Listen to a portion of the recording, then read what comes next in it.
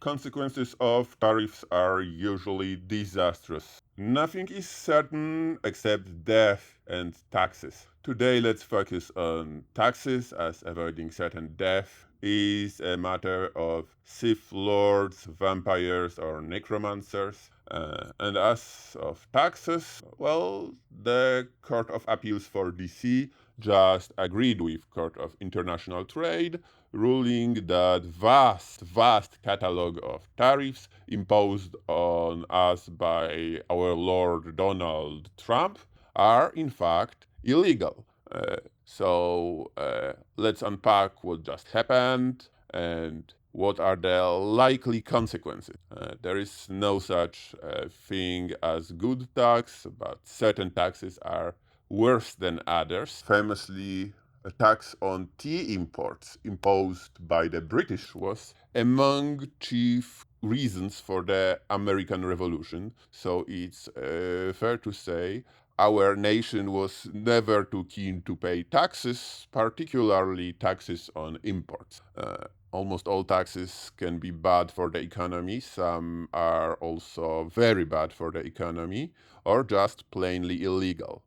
It turns out that most of recent tariffs were both extremely harmful to the economy and illegal. The court ruled that tariffs are illegal, but they are still in force, pending further appeal to the Supreme Court. So maybe it's good time to discuss what the consequences of those tariffs will likely be and what are the likely outcomes of pending lawsuits. Since this is a new podcast, I will just outline what to expect in this episode. First, I will go over basic economics of tariffs and trade and put that into a theoretical context. Then I will go over recent history of tariffs and trade policy in the United States over the last 100 years and immediate reactions to so-called Liberation Day. Then I will discuss policy ideas and idea shifts within the Republican Party, Democrat Party for another time.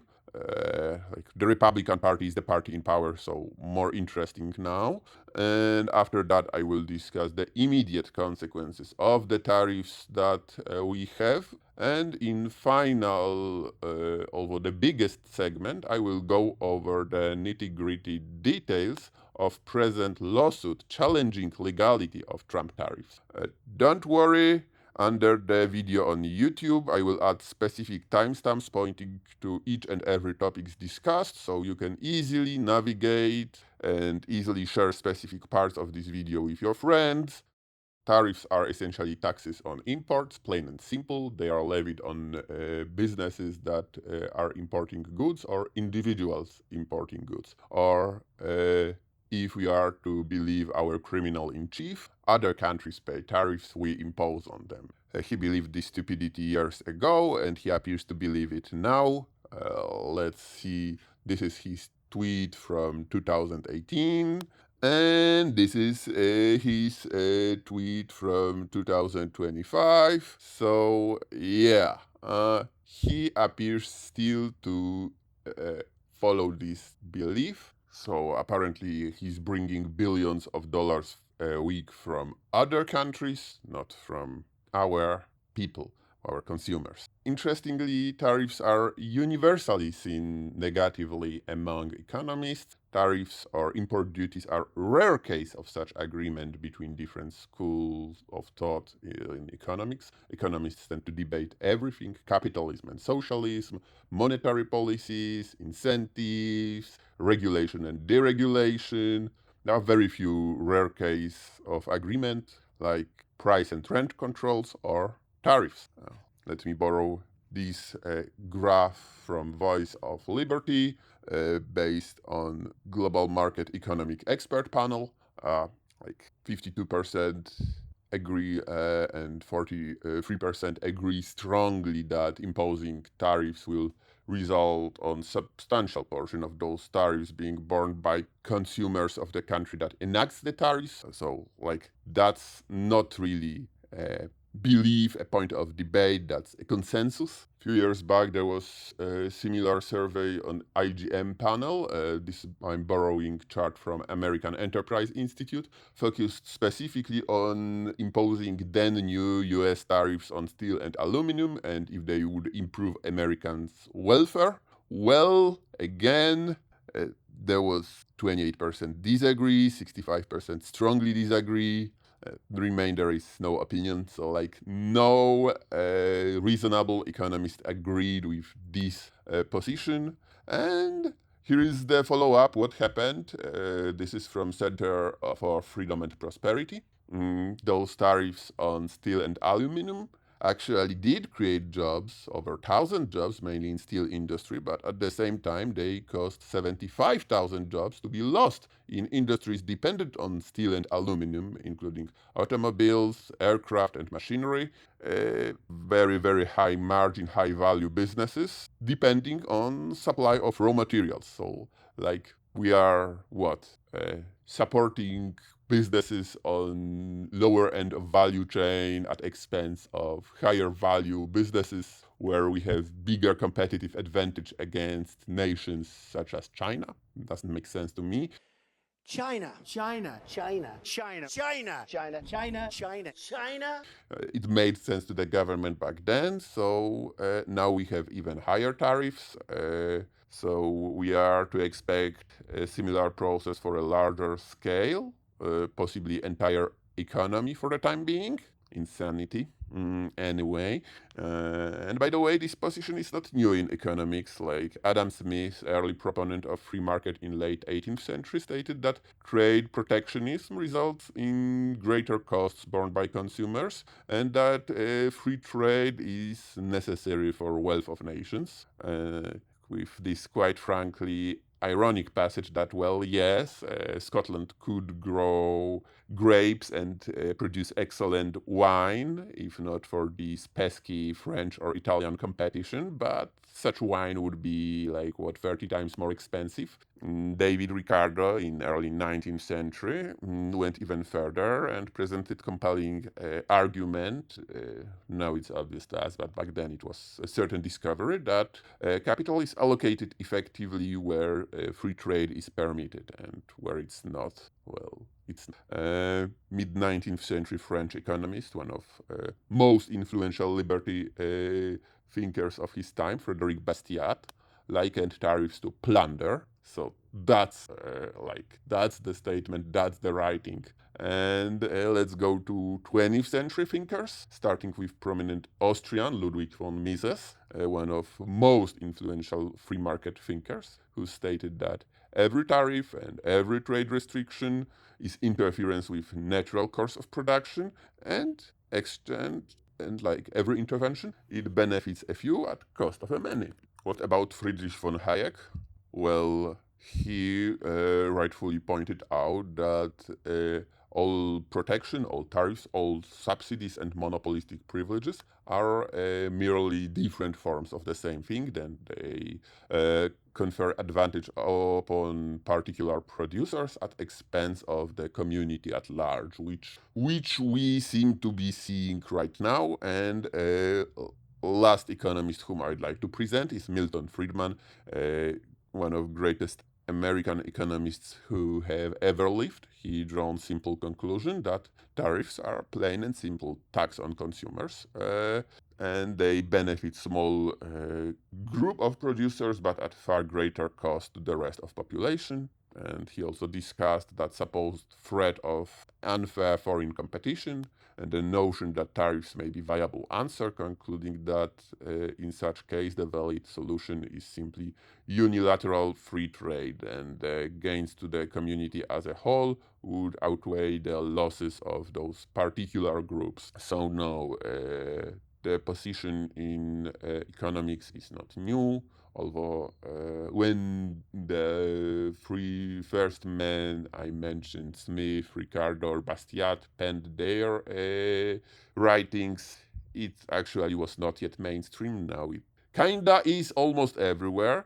It became such through decades of research, debate, academic writings, and quantifiable data stemming from policy failures of protectionism. So we're done with theory, and let's get back to commentary on what happens right now. A criminal convicted felon Donald Trump states that tariffs bring wealth to America. Curious statement for a Republican. I thought the Republican position is that taxes are a way to destroy wealth, not to create wealth, but there's more. He claims that not only tariffs bring prosperity, but also, should they be removed, it will lead to another Great Depression. What? Yes! So let me borrow this chart from Mark Perry. Dear listeners, Great Depression was very, very tightly connected to rise in tariffs. And stock market crash that started it was followed by another round of tariff increases known as the Smooth-Hawley Tariff Act, from names of its congressional sponsors. And these tariffs, in fact, led to collapse of international trade, which in turn exacerbated what could have been just a market crash followed by V-shaped recovery and made it into, well, the Great Depression we know from history. So, yeah, by the way, remember this chart because I will be bringing it again in next section of today's episode. So it wasn't the cause for Great Depression. No.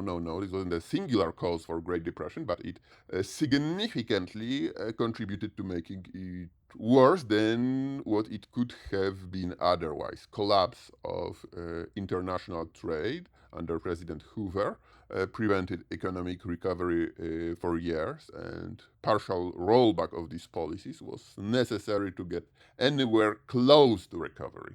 So let's go over the market reactions. Like Donald Trump ran on tariff forward platform 9 years ago, and he even passed tariffs on certain goods, on certain nations seen as adversarial. China.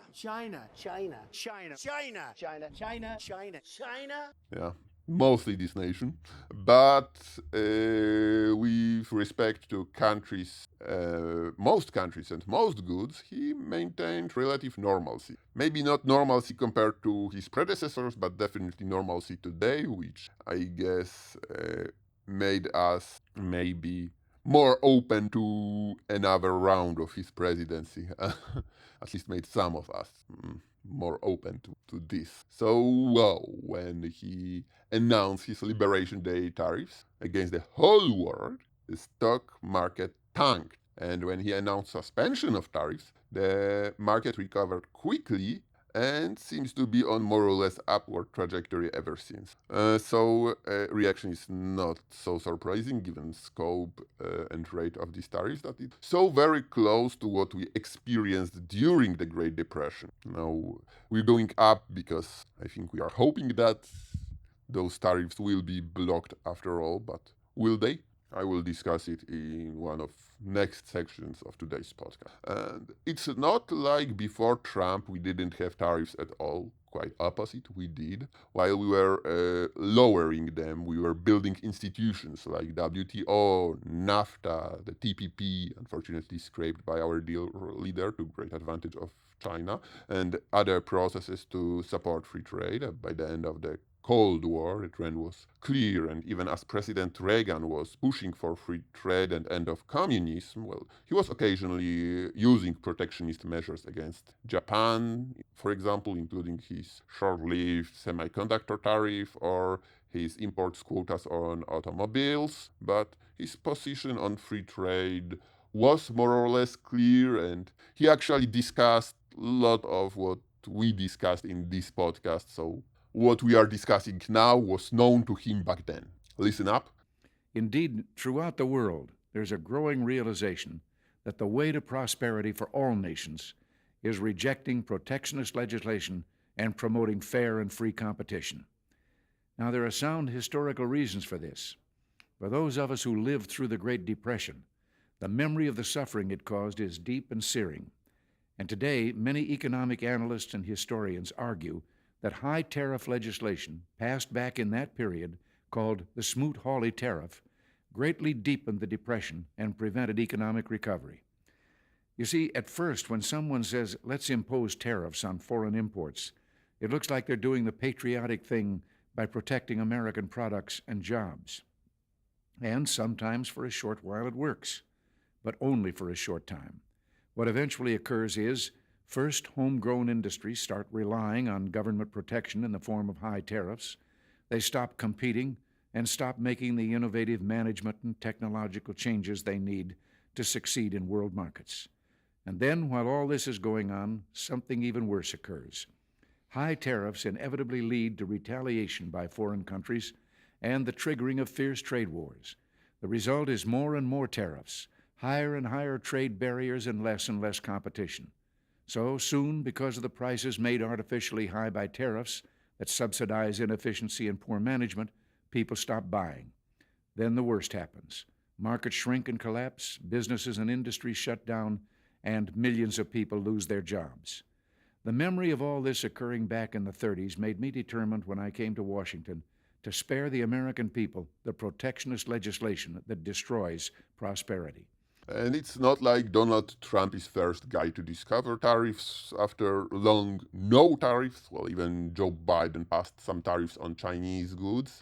Back then, young Americans for Liberty rightfully criticized this move as dumb, inflationary, and harming Americans' ability to purchase quality goods. They were right, but the tariffs we're dealing with now are so many times harsher.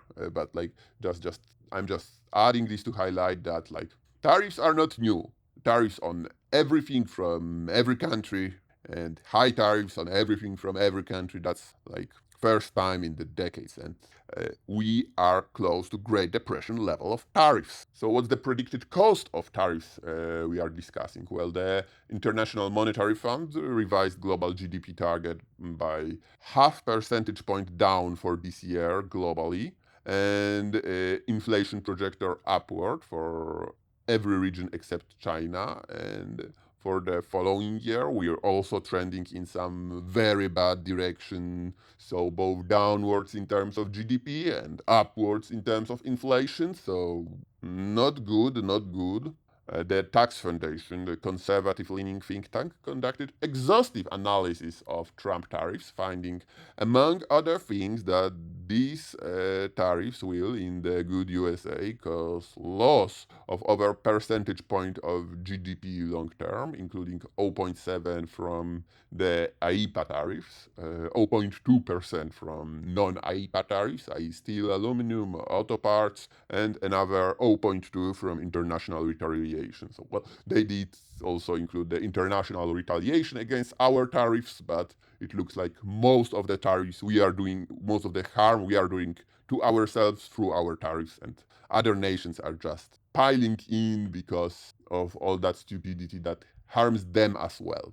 And more than that, they also found that the tariffs in question are single biggest tax increase on Americans since 1993, when calculated as tax relative to GDP, harming mostly lower and middle classes. So not good, not good. But there is also something that may be good. The tariff revenue starts to climb, so tariffs are actually bringing in money to the government. They do provide federal government with increased revenue. So, well, like if we like high taxes, this may be a good thing. But since when do Republicans like high taxes? Well, now they do. And it gets even worse, as due to suspension of so-called de minimis exemption, which is exemption on tariffs for low-value shipments, mail carriers around the world are no longer shipping packages to America. And not just those evil, bad countries like China, Russia, or Iran, but like allied nations like Great Britain, like Norway, like Denmark. Like, what the hell? But they can't deal with our tariffs. So let's go to meat and potatoes of present debate. Can tariffs stay? Well, on the face value, it's clear cut. Let's go to the enumerated powers clause of our Constitution, Article 1, Section 8. Let's read it aloud. The Congress shall have power to lay and collect taxes, duties, imposts, and excises, to pay for the debts and provide for the common defense and general welfare of the United States. The Congress, not the President, not the 34 times convicted felon, not the Secretary of Treasury, not the MAGA shaman, not Jeffrey Epstein, Congress. Simple as that.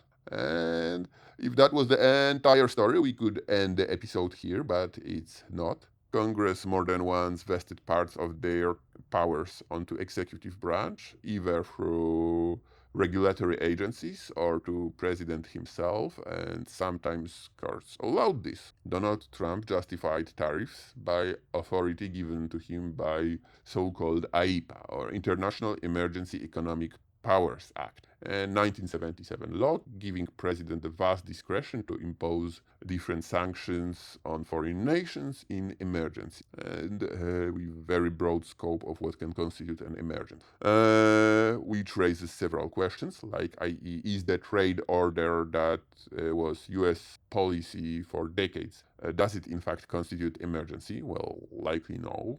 Like if the law in question authorizes tariffs. No, there is no mention of tariffs in the entire bill, but it does give broad range of other sanctions. So the president or whatever his goons inferred that tariffs can also be there, because even if they are not written, they could have been. And like, even if it did, is it even constitutional in accordance with Article 1? Which it's questionable, and so on and so forth. So there is a lot of room for legal debates, and I may not be in position to have full answers to all of them. So let's defer to the experts and filings and see what happened and why. Well, let's start with the basics. Ability of the Congress to delegate its power is limited. If it was not, it could theoretically abandon its powers and create sort of dictatorship by vesting all the powers with president and thus abolishing separation of powers. Like, that's not what we want, that's not what framers wanted. It would be contradictory to the main reason why we have constitutional republic in the first. On the other hand, there is understood or implied necessity for certain delegation just for purpose of efficient governance. So like there are two legal doctrines governing those limitations. Within our jurisprudence there is like major questions doctrine and the non-delegation doctrine, which I will go deeper into them briefly, but first recap the lawsuit in hand. It's referred to as VOS Selections versus United States, but the list of plaintiffs is quite longer. There are actually many businesses reliant on imports who are majorly harmed by what happened. Like there is that VOS Selections, there is Plastic Services and Products LLC, Microkits LLC, Fish USA LLC, No Inc., Terry Precision Cycling, like all of these different businesses which utilize some imported parts, and they are harmed by those tariffs, so they do have meaningful standing in court, and they are represented by Liberty Justice Center and Ilya Somin, a law professor at George Mason University. And well, they filed their lawsuit April 14th at the US Court of International Trade. They essentially alleged that President Trump's imposition of so-called Liberation Day tariffs was unlawful. They argued that IEPA does not give President authority to impose such broad-based tariffs without congressional approval. They also obviously claimed that, as I mentioned, the tariffs caused significant financial harm to their business. So, well, let's recap the order of events. April 2nd, Trump announced those crazy tariffs up to 50% on foreign countries. April 14th, so just 2 weeks later, the lawsuit was filed. And another 2 weeks later, the Court of International Trade issued a 3-0 decision, including the Trump-appointed judge there, that the tariffs were in fact unlawful, stating that they exceeded the president's authority under IEPA. June 10th, Federal Circuit grants stay on Court of International Trade's ruling, allowing tariffs to remain in effect during appeals process. July 31st, that's about a month ago, there was hearing to consider legality of tariffs, and just last Friday they ruled 7-4 that most of the tariffs were illegal, undercutting the use of such measures, and with 2 weeks stay to give President time to appeal to Supreme Court. We'll see what's next. Well, the case is going to Supreme Court, and Supreme Court will decide what's next. So the most obvious question is, what next? What's next? What will the Supreme say? Well, it's not certain, but there are several possible angles how it can be handled. As mentioned before, there are two doctrines that are used to adjudicate these things. They will be at play. The first one, probably more relevant, is the major questions doctrine. What it essentially says is that Congress must clearly authorize executive actions of great political or economic significance. By these doctrines, tariffs are a major policy tool, and IEEPA doesn't clearly authorize those tariffs. Imposition of the tariffs caused the biggest stock market drop of this year, and suspension of the tariffs essentially resulted in biggest stock market rally of this year. So, well, based on this yardstick, tariffs are of major significance, and the way they are imposed by the president makes them illegal. The second doctrine in question is less commonly invoked. It's non-delegation doctrine, which essentially says that Congress cannot delegate its legislative powers without intelligible principle. So the principle that is clear, very prescriptive on what the executive branch can do, like essentially executive branch needs to be constrained to actually do specifically what Congress authorized it to do, and it cannot give executive branch the power to legislate through orders. So we can ask if IEEPA does tell the president when and how to impose tariff, and if there are clear limits. The answer is no to both. IEEPA is vague and open-ended, and this may mean that not only the tariffs themselves are illegal, but entire provision or even entire bill he used to justify those tariffs are illegal and unconstitutional, which would be quite fancy, no? So here we are. We have essentially three distinct possible outcomes of Supreme's deliberations. Like, first, the very likely case is that the Supremes will side with Court of International Trade and Court of Appeals, upholding that